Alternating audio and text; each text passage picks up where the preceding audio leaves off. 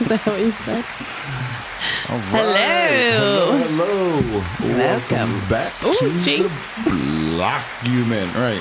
I'd say can't speak or whatever, but I need you to talk. What's up? Welcome back to the Blockument. Crypto education through everyday conversation. My name's Nate Talbot, Executive Director of Detroit Blockchain Center. And to my right is the happy, hodling, Mary, miraculous Ashlee Rose. I am an everyday mother. I'm an online reseller, and I'm on a journey to figure out what in the heck is going on with all this crypto, blockchain, decentralized, wink, wink, stuff about. Right. Mm-hmm. What are we about? What are we about? We're about freedom. Freedom. I'm with that. I'm with that. Mm-hmm. All right. What block time is it?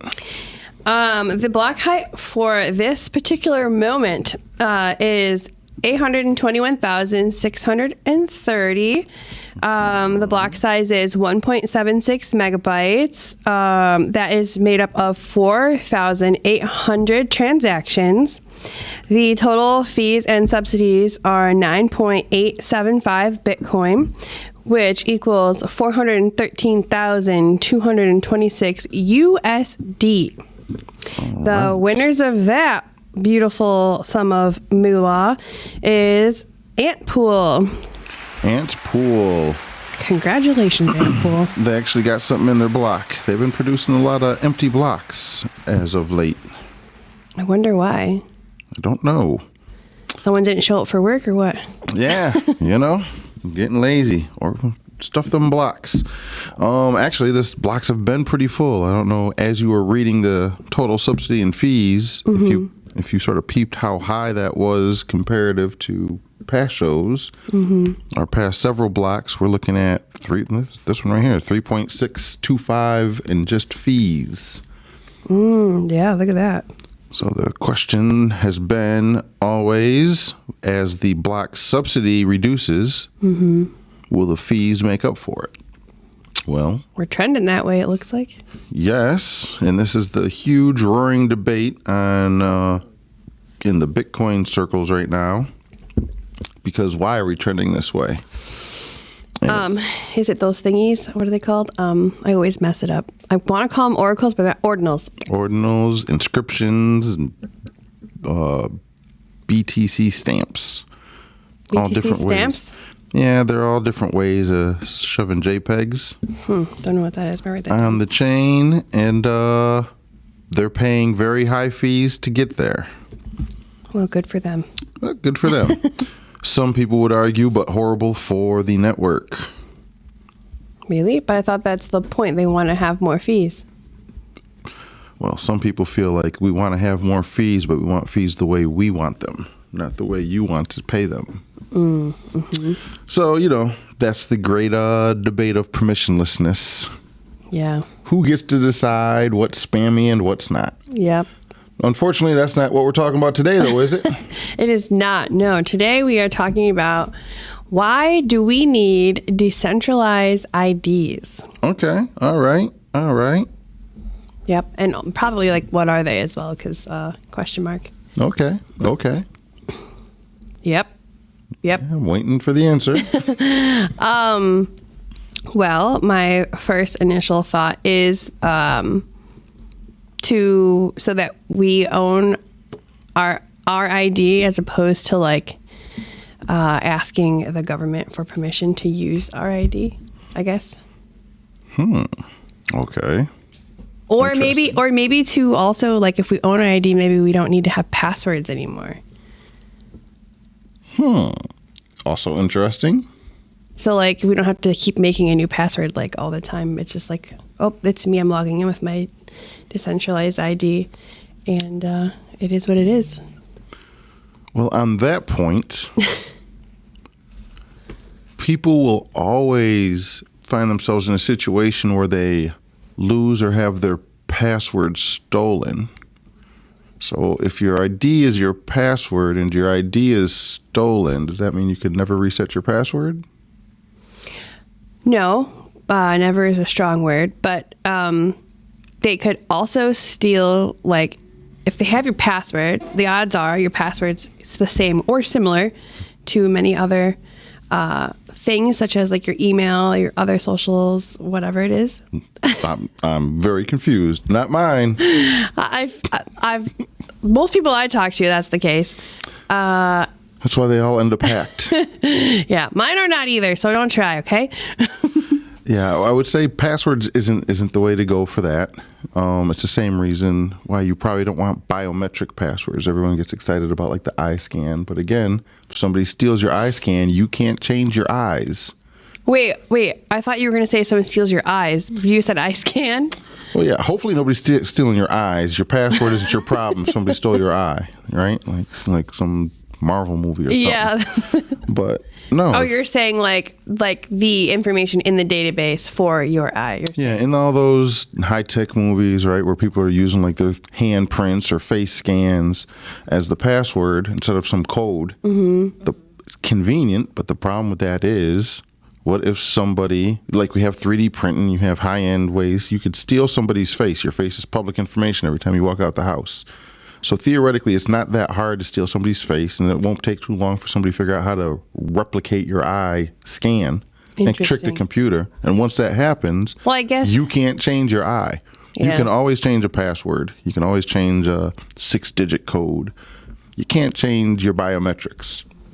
I guess I don't know exactly what it's scanning. I thought maybe it was like scanning like the inside of your eye, like the retina or something. Generally, I mean, like it goes into the pupil. Theoretically, but again, all I need is a good high quality image of your eye, and I could probably just scanning and looking at it, right. So I can just copy it, just like thumbprints. You would have to be walking around with like one of those eye puffers from the like eye doctor and start just like, oh, excuse me, poof, like maybe just catch a scan of your every eye. Security feature they've ever invented. You would have to do this to steal that, and now guess what they do? Steal. Right? It's like the ATM skimmers. Yeah. It used to be just a little device on where you slide your card. Mm-hmm. So the trick would just be wiggle that before you slide your card in. Oh, I see. Now they put the whole ATM face on it. Yeah. Right? So, really? Yeah. So it's like, it's not the one card part, it's the whole thing. You lift it up, and there's a whole other ATM underneath. Is that another argument for like a cashless society? I mean, we're going to go off the deep end here, but yeah. I just want to, we'll shelf that. All right. maybe Black Notes if we get them. Check out the Black Notes. So decentralized ID. I would say at first, what I would ask you before we start talking about decentralized ID, what is identification? What is ID? What does that mean? Proof that you are who you say you are, I guess, is really short and sweet. Okay. So agreed upon proof, maybe. An agreed upon proof. Agreed upon by who? Yeah, that's the thing. Right. This is a thing most people get wrong about ID. They're like, that's my ID, but like, what is your ID? And it's like, what's your name? Is Ashlee Rose. Mm-hmm. Is that who you are? Oh boy. Right? Or is that just a way to identify yourself? I don't want to use the word for the definition, but is that just what you call yourself? Yeah. Yeah. Right? And in real life, right, on this podcast, you call yourself Ashlee Rose. But if we want to find you on Twitter, what do we look up? Ashlee, like 3_ Rose. Right, but that's the difference, right? Yeah. And then if I go to find you on Facebook, Ashlee Rose. All right.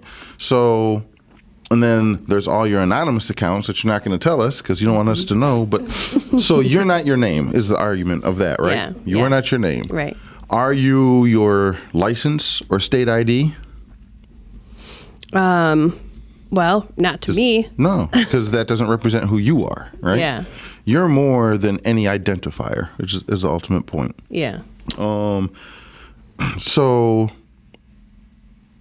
when you start talking about IDs, you have to realize what they are. Really what they are, when most people talk about ID, they're talking about ways to verify somebody. So, close to what you had said, right? Like, how do you prove you're you, right? Mm-hmm. So it's not really an identity you really need. It's like a verified credential, right? Your driver's license is a verified credential issued by the state saying you have permission to drive Thank a you. vehicle. So kind. Right. And then your bank so happens to take that exact same verified credential to prove you can open up an account. Right? Yeah. But a job who wants you to have a college degree won't take that as a verified credential of finishing college. Right. So they want a diploma. Right? And that's a verified credential Couldn't sent they by like the link school. all of that stuff to your ID? Yes, you could. The question is, do you want them to? Yeah. Do you want your job and your schooling and your private life and your No, anonymous not life really. all tied together to one ID? No. No. So this is where, but it's important once you start realize what an ID really is, right? It's just a way to verify a subset of information. You just said tie them together. This is sort of the problem with the driver's license, right? It ties all this information together. It ties my age, my address, any rules I have around driving, my picture, my height, and puts all this thing on an ID. And then that's what a bar is going to collect when it comes time to get in and they need to prove you're over 21. Well, not only am I giving this ID over, they're looking at the birth date. They're probably not doing math. They just, that's why Pretend to look at it. Pretend to look at it.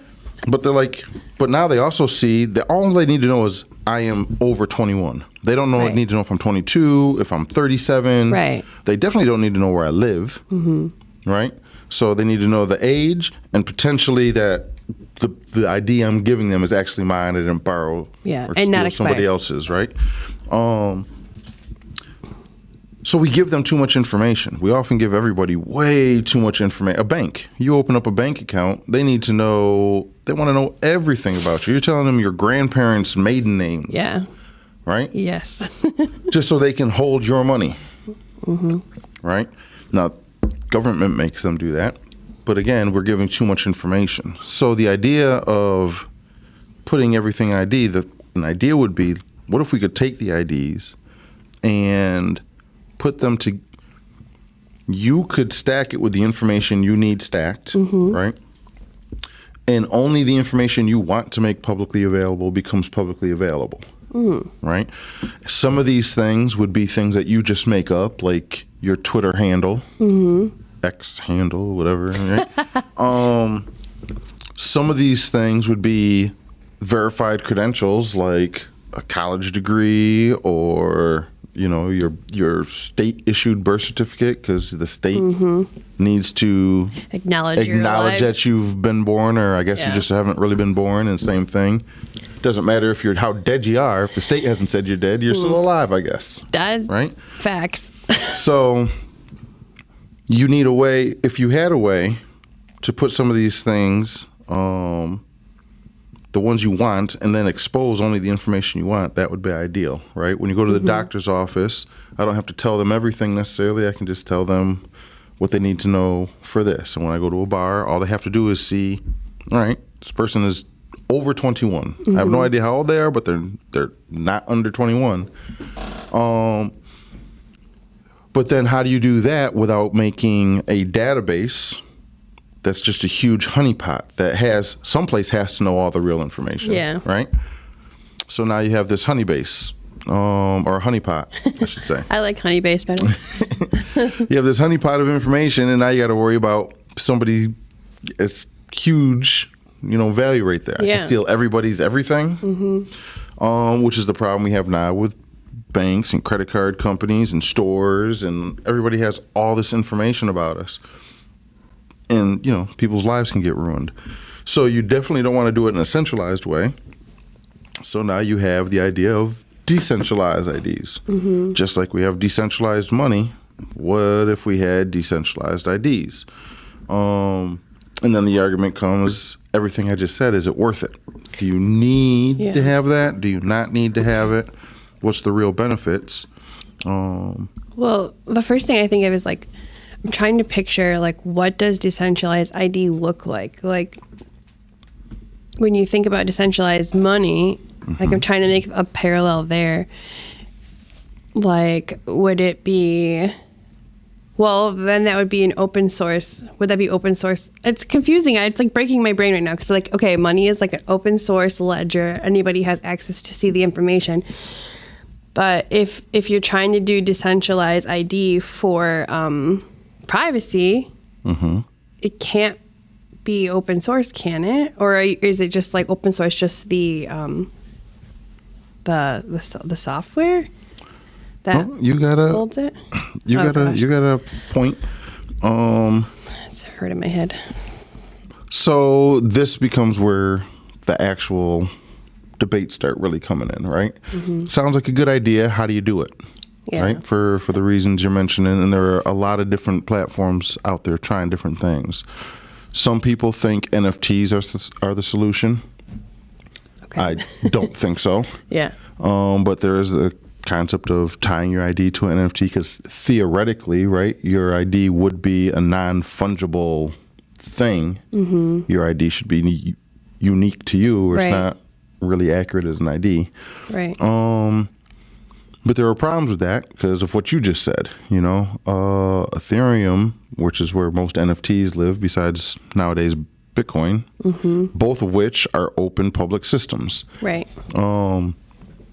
Difference between like an Ethereum and a Bitcoin, at least a Bitcoin, you can have several public addresses. Yeah. So you can obfuscate somewhat. Ethereum, their accounts. Your account is your account, and so your You'd ID. be doxing yourself, basically, right? Right, and so when you have like on Ethereum, you have the ENS, the Ethereum Name Server service, where you can get your own .com, but it's a .eth. So you get ashleyrose.eth, and you start telling people, hey, just pay me. I'm at ashleyrose.eth, or check out my website. It's at ashleyrose.eth. Well, now we know that address is tied to that name. Right. And so is every other thing you do. All the money you buy from that account, everything is there. You don't want that information being public. Right. So that's why that doesn't seem like a very good idea. There's the idea of putting verified credentials, right? You would have a issuing institution. So whether that's your driver's license or whether that's a college degree or whether it's the state endorsing something, and they would bash pull those on Bitcoin. And you would tie these verified credentials to Bitcoin, and then you're not so much proving your ID as the verified credential because you have the private key. Only you should be able to sign the key. So when you show up someplace and you can sign to say, hey, look, I own this, and this says I'm over 21, or I am this, or I have this. So now you have that. And only you can sign for that. Okay. So that's another approach. But then there's always the, like, how do I know you didn't sell the private key to somebody else with those verified credentials in there? So there are a lot of, there's a lot of... yeah, that opens up like a whole new black market. Yeah. Yikes. I can get... So, but do we need them? Is it worth working on? I would say yes. I got convinced. I think I might have told you this story once before or twice or maybe 10 times before. Let's hear it. But like I woke up one morning, I checked my news feed, and there's I see a headline of, I forgot the name of the group of people. There's a group of people in India, northern India, and India like woke up, the country, the government decided one morning like, you can't be here anymore, leave. Right? Oh, yeah. And this was a group of people who they were already like displaced? Yeah. And India had allowed them to stay there, right? They're like, you're not citizens. You don't get all the privileges, but we're going to let you stay on this little plot of land, and, we'll see what happens. Yeah. Then one day they were like, yeah, no, go. And they revoked. They didn't give them any official IDs, and they had these little, we recognize these people are here type IDs, but it doesn't mean much for them. And they revoked all of those and then told them to leave the country. But how do you leave the country? Because no other country is not going to let you in without an ID. Right. And so it's like that in my head. It was just like, well, how do you tell people they just don't exist, right? And there's the story with the guy at the airport. Yeah.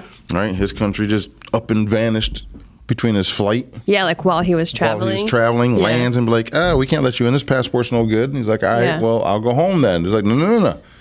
You can't leave either because this passport's no good. Right. Yeah. Your government's collapsed. You don't have a home. Right? And it's like, what do you mean? I got like a house. I have things. It's like, yeah, but not anymore. You don't get to them. Get to it. And because the only way you can get to it is if you can prove who you are. Well, and he probably doesn't because the new government, I'm sure, like doesn't recognize the old. I mean, they could. They might not recognize the old, but no government, almost no government, even in a hostile takeover, they still want the people. This is the whole purpose of taking things over. They want to control a set of people. So I'm sure they want him back, right? Yeah. But he can't travel. And this guy's stuck in the airport, I think it was like a year. Yeah, it was he was there for a while or more. I don't know. He was there for a long time. And that whole concept just didn't click in my head. Like, how does the government, how does anybody tell you don't exist? Like, I obviously exist. And that got me thinking, and I had just heard about the concept of decentralized IDs around then. And a lot of times they're called DIDs, DID, decentralized identifiers. Because that's really what we have, identifiers. Your driver's license is an identifier, not an identity. Okay. Right? So I started thinking like, well, use case, I don't know how to do it, but the use case would be, what if we have organizations like United Nations and whatnot? What if you had some kind of unified body, not just society, global society, at least a huge enough section of it, agreed that you could build your own kind of identity through just existing, right? Just existing should be enough. Oh, wow, yeah. But, so this is another approach they take with some of the decentralized D, which is like sort of social consensus. So as you're going to have parents, so this would be like a whole thing. So if you're newborn and you don't have enough time to build a social consensus, you're sort of riding off your parents' social consensus as you build up your own. But as you grow up and go to school or just interact socially with whoever you interact with, they're sort of verifying your existence, right? Okay. So you wouldn't want to base this off of social media necessarily, but it's an easy way to visualize it, right? So as your social media expands, each one of those people are basically verifying that, yes, this is an identity that I interact with. Yeah. It's a real identity. And if this was cryptographically proven, you could always sign. You're the only person who could sign to say you are this identity. You are Ashlee 3_ Rose. Yeah. Right? You're the only one who could sign that. So if you come up and be like, I'm Ashlee Rose, and I'm like, prove it, right? Yeah. You could sign it, and then I can look to see how many people sort of verify you are not a bot, you're in existence, right? And after a certain threshold, it becomes evident you're probably a person. If we started tying national identities to something like that, you wouldn't need a government necessarily to rubber stamp you, right? Or maybe the government does rubber stamp you, and it's probably, once they rubber stamp you, they can't renege the rubber stamp. They can change the status, but they can't change your existence. The U.S. government today, if I have a passport and I'm traveling, theoretically they could not just revoke my passport, they could say it never existed. Really? Well, yeah, because even though you're like holding it? Well, then it would be a fake. No, then it would be a fake. If you're in France and showing them this piece of paper, and what do? They scan it or type in some numbers because it goes to a database, and the database said, "Don't know what you're talking about. Never had that person." Well, now it just looks like I'm holding a fake piece of paper. Trouble, yeah. Right. So they could make me disappear as far as they're concerned. If you had a certain kind of decentralized ID where a single government didn't have that kind of, they could issue and push information, but they couldn't revoke it. Now you don't have that problem like people in India or people who look at all the global stuff that's happening now. Yeah. And how many people are being displaced and then having to prove who they are. Well, how do I prove who I am when my government just collapsed? Yeah. Right. So. That's a really interesting, thought to think about all that stuff. So there's so many questions around it. There are. And how do you get it? And there's a lot of places working on it. There's the what do they call themselves? DIF, the Decentralized ID Foundation. Our Identity Foundation. It's DIF, D-I-F. This is a group of multiple entities sort of working together to make a standard for a decentralized ID. Square, Block, Jack Dorsey and them, they're working on it. There's a bunch of crypto projects who are, of course, working on it. Most of those, I think, are probably garbage because they don't really think out the whole scenario. So yeah, all of these things right now looks like they're going to incorporate into some kind of crypto or blockchain-based system. It's just a question of how do you really do it. So would this be a trustless and permissionless ID? Is that, or just strictly decentralized? It would carry all the attributes of the underlying tech. So yeah, you want it to be trustless. You don't want to trust. That was the problem I was talking about with America. Well, we have to trust that they're not going to make me disappear. Right. You want it to be permissionless because you don't want somebody to tell you can't have an ID. Right. Well, yeah, that's why I'm asking. Like, I'm thinking, like, the reason I asked the question is because you're saying, like, Square is trying to make it work. But then I'm thinking, like, okay, then does Square kind of, like, own the database that says No, that? They're working on a open source public version. Square, okay. Black, Jack Dorsey, they're Bitcoin enthusiasts.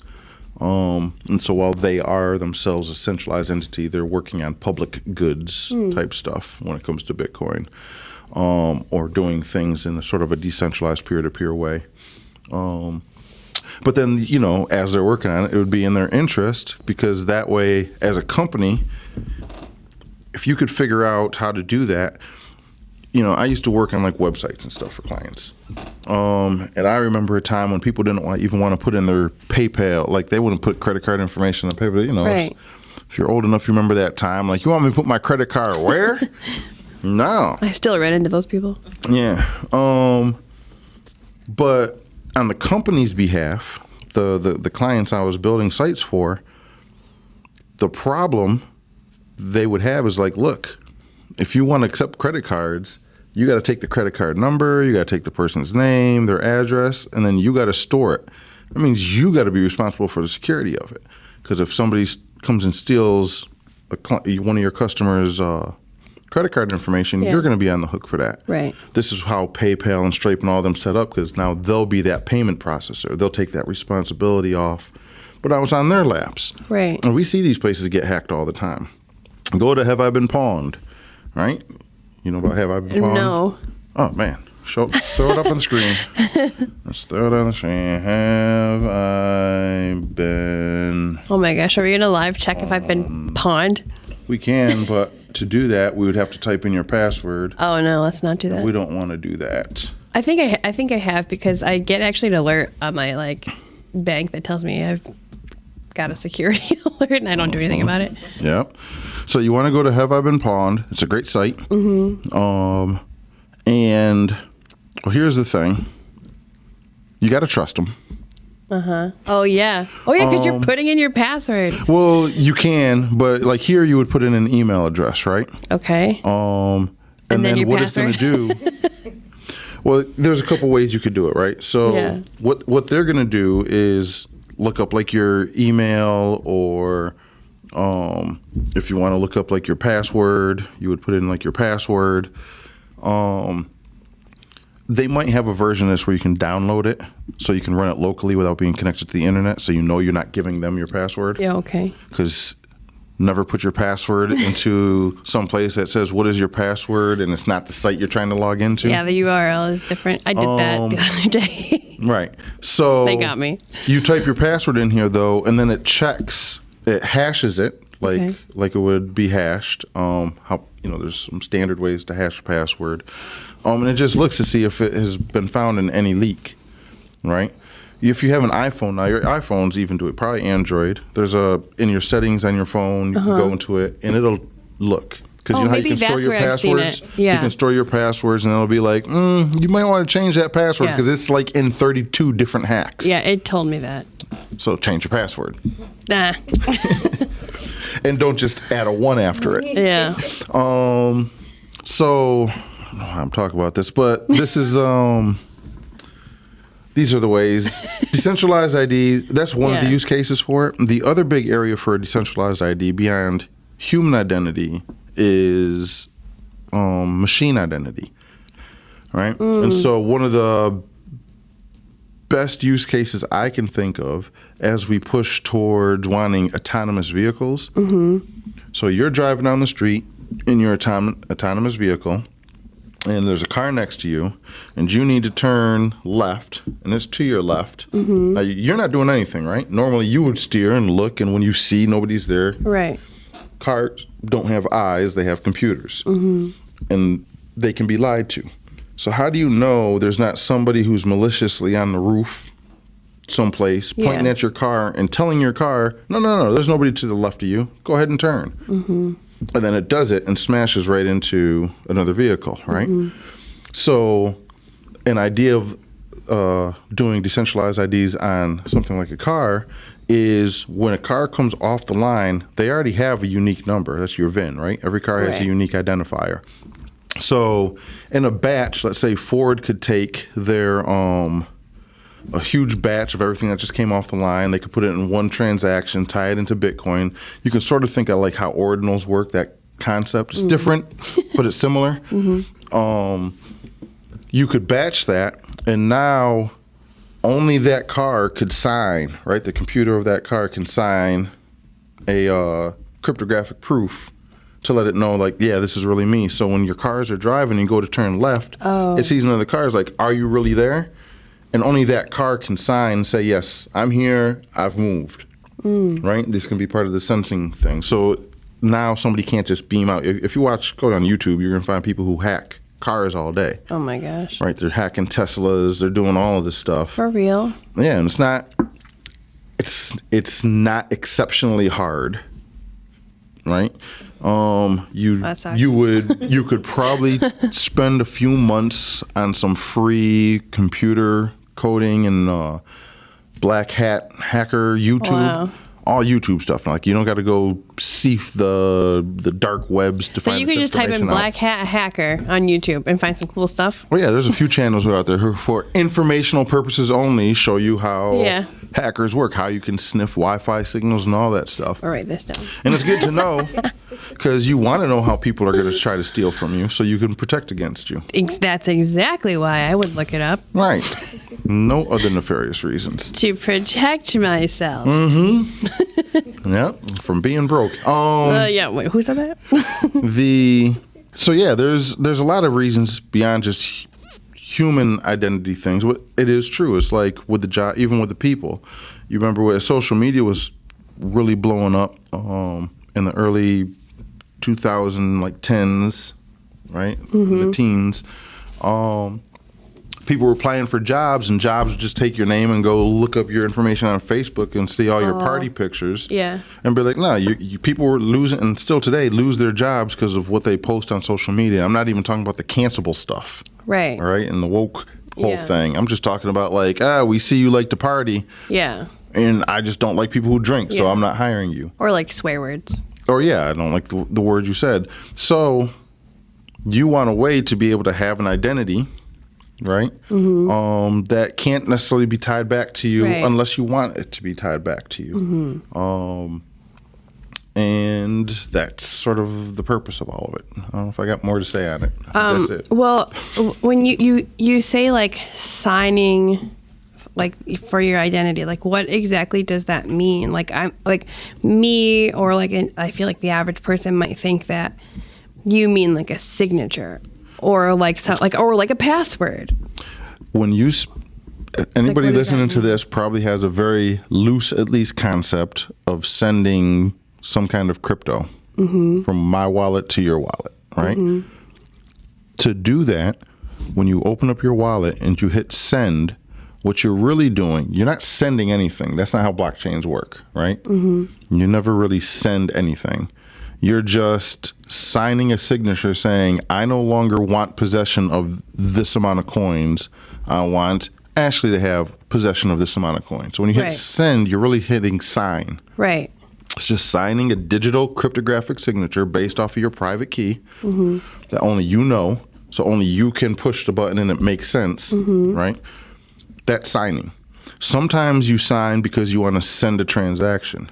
You can also, especially if you're ever used the world of DeFi and Web3, if you're using like browser like MetaMask or something, sometimes when you go to a site and the wallet pops up and it says, hey, this site wants to look at your wallet, do you want to allow it? And you hit yes. What you're doing is signing a transaction. It's not a transaction. You're just signing your private key without actually sending anything. Say, yes, I agree to let this website look at my account in my wallet. So you're giving it permission.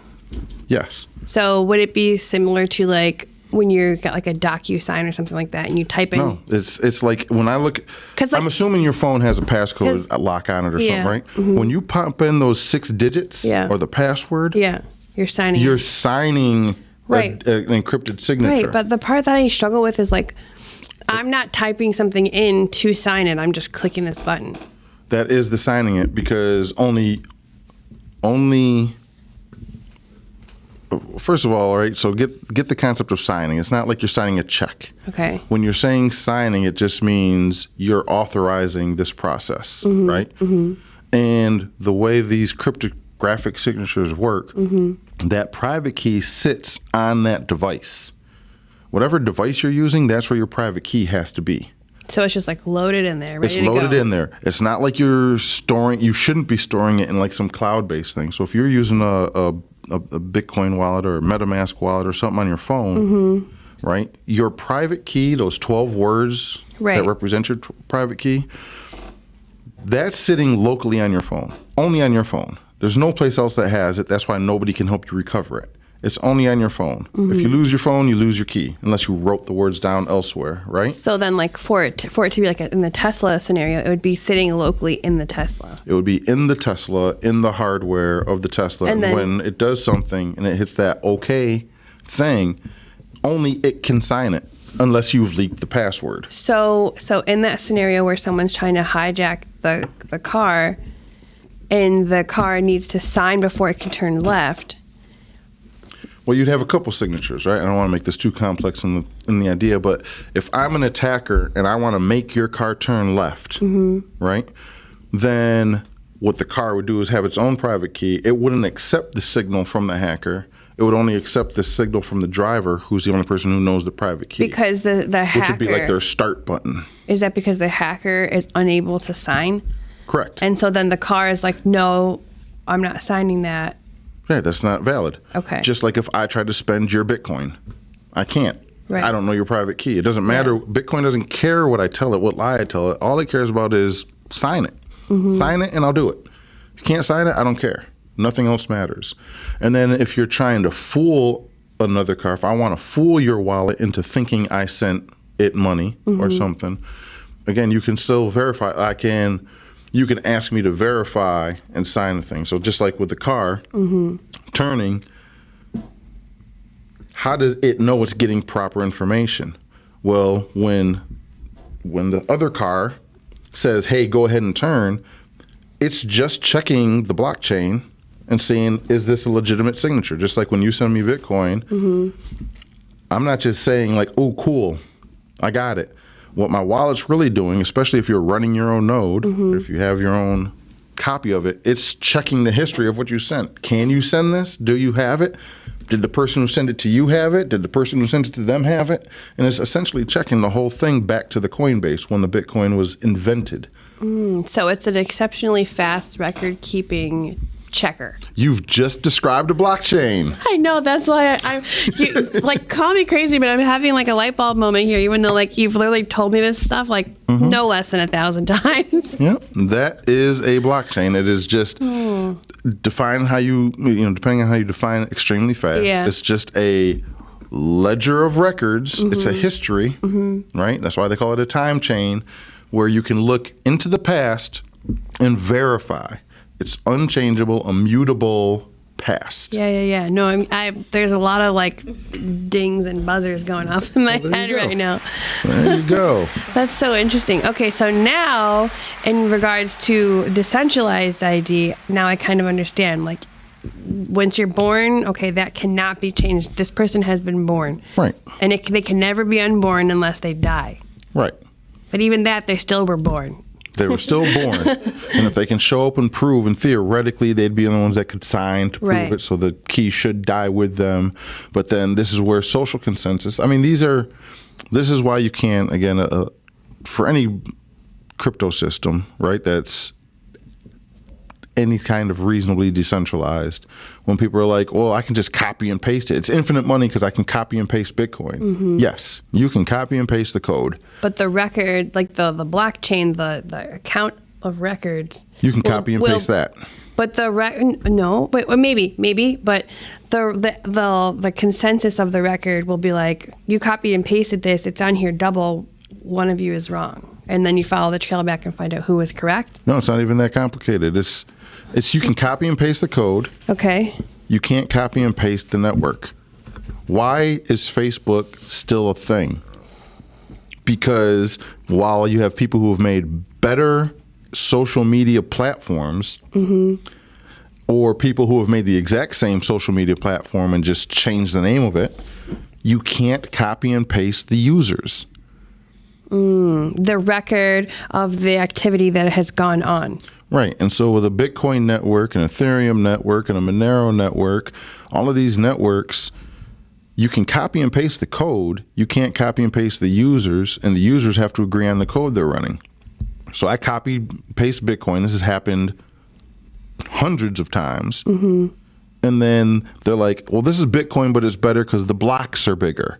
Or this is Bitcoin because it's better because there's more coins, not less. Or there's less coins, not more. Yeah. But now make all the users use it. So that's why you can't copy that. So that's why they say the power is in the people, because the people can band together and be like, we're going to use this now. We don't like this. We don't like what you're doing, so we're going to do this instead. Right. Bitcoin, BTC, is an asset that lives on the Bitcoin, uppercase B, network. The network is driven by the software, which also is called Bitcoin. This is why it gets confusing. Yeah. But the network is composed of a societal consensus group. And that's why when you want to change something in some of these networks, it's extremely hard because you have to get everybody to agree. It's a social consensus network. And so if your ID, like you were talking about, if once the birth happened, so you're born someplace, mm-hmm. right?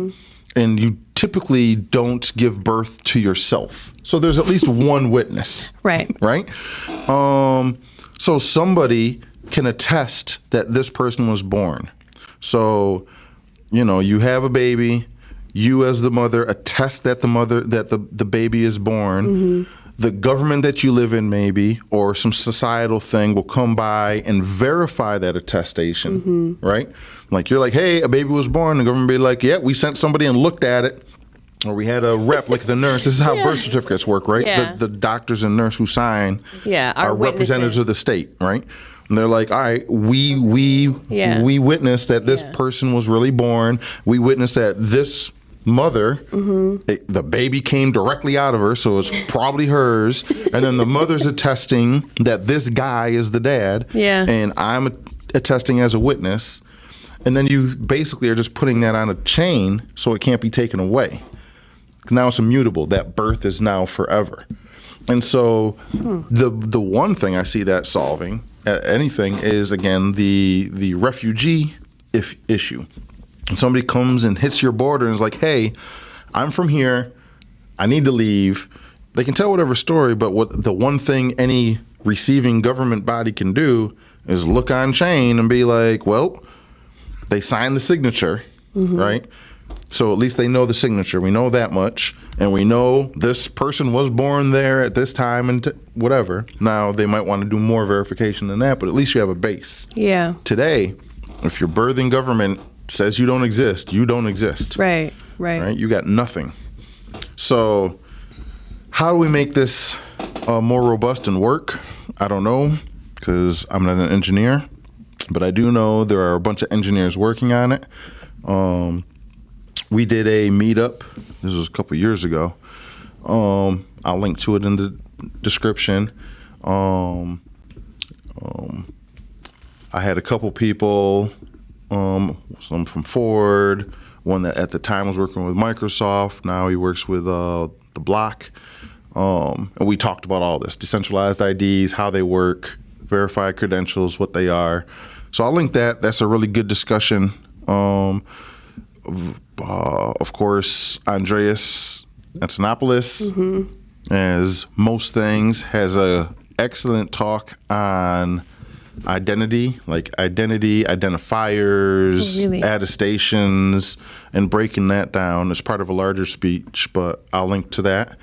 And that really breaks down, it breaks down what are you talking about when you're talking about IDs. And once you understand what you're really talking about, now you start to understand what it is you're trying to actually make immutable and what you don't want to be immutable. Right. Right? Something you want to be able to change your personality. You know what I mean? Yeah. But if you're a journalist, you want to be able to verify it's your story and not a fake. Yeah. Yeah. So there's a lot of different use cases for it. There is no real standard.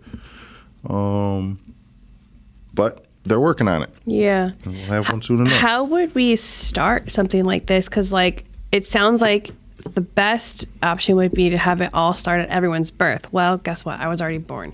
So. Well, you want some of it to start at your birth, right? Again, you don't necessarily want your TikTok identity to be tied anything close to your birth. And this is the thing of understanding identity. Right. My identity, I don't have to be this all the time, right? Right, yeah. So if you watch the podcast, if you come meet me at meetups and you saw all that, yes, this part of my identity is all about the decentralized life. That's not me as a total, though. Right. There are parts of me, some people know, they don't even know much about the whole crypto side. They know a whole different side. And maybe I want to keep those separate. I want to have that power. Right. Right? And that's sort of what that's about. So, yeah, some is that birth record. Some things are, I need verified credentials. That's sort of what even the birth is. If your presence, like actually being there isn't enough. Yeah. Some things you don't need verified credentials. You'll do it as a reputation system, like your social media ID. You know, you should control that. And people don't know anything about you besides what you want them to. But what you've put becomes immutable, and you can sign it, and they know it's really coming from you, not a faker. You know what I mean? The ultimate blue check mark. The ultimate blue check mark. Yeah. So, like, if it were to roll out, let's say, like, this afternoon, okay? Sounds good to me. Or tomorrow. Would we all have to, like, go sign up, like make an account, and then like submit our birth certificates, and then get like my friend and my mom to like verify that I'm me? But then, like, okay, what if it's a plot to like, I'm actually Nate and you're not, you know? But I have all these people who said that I'm Nate Talbot. That's a thing we have to figure out. This is like that real world assets. Like, once it's on chain, it's great. How do you get it on chain? And trust it. Bitcoin works because it was born on chain and it never left. And so you can, it's immutable. You can trace it all the way back to its origin. You can't do that with off-chain assets. I can do that with Ethereum. This is a problem with privacy coins. I can't do that with Monero. I have to trust the math, but it's way more complicated math than it is with like Ethereum or Bitcoin or Litecoin, which is much more simple math because it's a transparent system. So how do you do it? I don't know. That's one of the problems. But once we figure it out, don't you know by now? Well, you know, if I knew, then I'd be pushing it out. But I do think it's probably be next to, I won't put one above the other, next to decentralized money. Decentralized IDs is probably the most important thing we could work on as a society. Yeah, it'd fix a lot of just like world problems, I feel like. It would fix a lot of people problems across the world. Around the world, yeah. Money fixes the world problems. Yeah. Identity will fix some of these people problems. Yeah. Do we have time for more questions? We can maybe squeeze in another 2 or 3 minutes. I guess like, so, okay, let's say we do like this is another one, you probably just be like, oh, I don't know. Let's say we do like the social, okay, you're born, your mom says you're born, maybe you're at a doctor's and the doctor says you're born, and now you go off into the world. Like, what if somebody has more like, yes, this person is really who they say they are. Like, who sets like how many how many is enough, and like what if somebody has way more than the other person? The same thing, I guess, right? Like, yeah, nobody will know. This is part of the system would be designed. There's going to be a mathematical thing. It's like that question of how decentralized is decentralized enough, or like I like to put, well, how do you know you have enough security in your house? Is one lock enough? 2, 20? At what point is it now redundant? It doesn't make sense to add more locks. Yeah. There's a number, and I'm sure there's a mathematical term for that. The Drayson number, whatever. Yeah. There's some number that's like, all right, this is enough where you know, because it's a system. If I'm vouching for you and my vouch means anything, it probably means I have so many people vouching for me, which then mathematically means you don't just have me vouching for you. You got me plus everybody who vouched for me vouching for you. It's kind of like the 10 block standard. Yeah. Okay. So, yeah, I don't know. You got about 30 seconds if you want one more question. No, I think that's good. All right. Well, maybe we'll do a block notes. Check it out if you find it on YouTube. We'll let you know. Yeah. And we can ask the questions there. If not, how can they find us to ask more about what we're doing or what we're talking about or why we're crazy? We are at the Blockument. Yeah, why we're crazy. We are at the Blockument. That's our handle. And we are on TikTok, Facebook. Let's see, where else are we at? Twitter /X. YouTube. We're on anywhere you can listen to podcasts. We're everywhere. Okay? Can't miss us. Can't miss it. I hate when people say can't miss it. You can't miss it. It's like, damn it, I missed it. Yeah. Right. So check us out. And until next time, come for the riches. Stay for the revolution. Peace.